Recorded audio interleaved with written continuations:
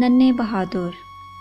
ایک دن حسب معمول گاؤں کے بچے جنگل میں بکریاں چرا رہے تھے کہ اچانک ڈاکو وہاں آ گئے، جن کی خوفناک شکلیں اور چمکدار تلواریں دیکھ کر سارے بچے بدحواسی کے ساتھ گاؤں کی طرف بھاگے۔ صرف ایک بچہ ایسا تھا جو ذرا نہ ڈرا اور نہ بھاگا اور چپ چاپ اپنی جگہ کھڑا رہا۔ اس بچے کا نام محمد صلی اللہ علیہ وسلم تھا۔ ڈاکو ایک چھوٹے بچے کی موجودگی کا کیا خیال کرتے؟ انہوں نے بکریاں لیں اور چلنے لگے۔ جیسے ہی وہ لوگ وہاں سے جانے لگے تو اس بچے نے ان کو کہا کہ یہ بکریاں گاؤں والوں نے ہمارے ساتھ جنگل میں بھیجی تھیں۔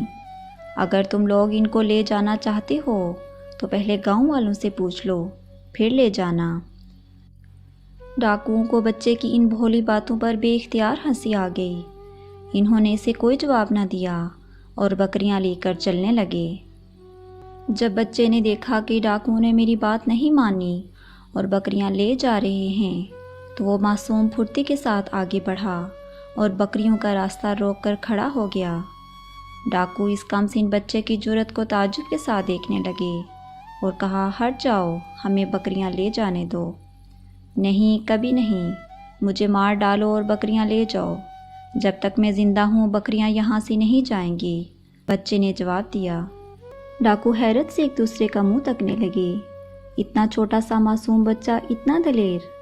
ڈاکوؤں کا سردار نہایت تعجب کے ساتھ آگے بڑھا اور بچے کو پیار کیا اور شفقت کے ساتھ پوچھا، میاں تم کس کے لڑکے ہو؟ بچے نے جواب دیا کہ عبد المطلب کا۔ سارے عرب میں ایک بھی ایسا شخص نہ تھا جو عبد المطلب کے نام سے واقف نہ ہو۔ یہ سنتے ہی ڈاکو بولا، بے شک سردار قریش کے لڑکے کو ایسا ہی بہادر ہونا چاہیے۔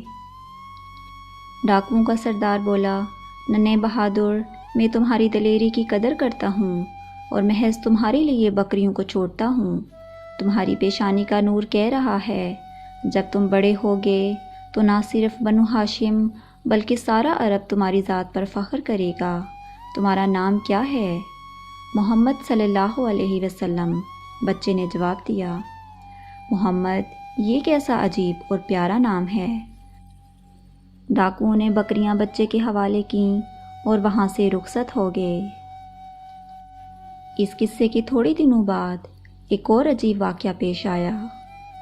معمول کے مطابق ایک روز ننھا محمد صلی اللہ علیہ وسلم گاؤں کے بچوں کے ساتھ بکریاں چرانے جنگل میں گیا ہوا تھا کہ دو آدمی جنہوں نے سفید لباس پہنا ہوا تھا اور ان کی صورتیں بڑی نورانی اور دلکش تھیں، جنگل میں آئے اور آتے ہی محمد صلی اللہ علیہ وسلم کو پکڑ لیا۔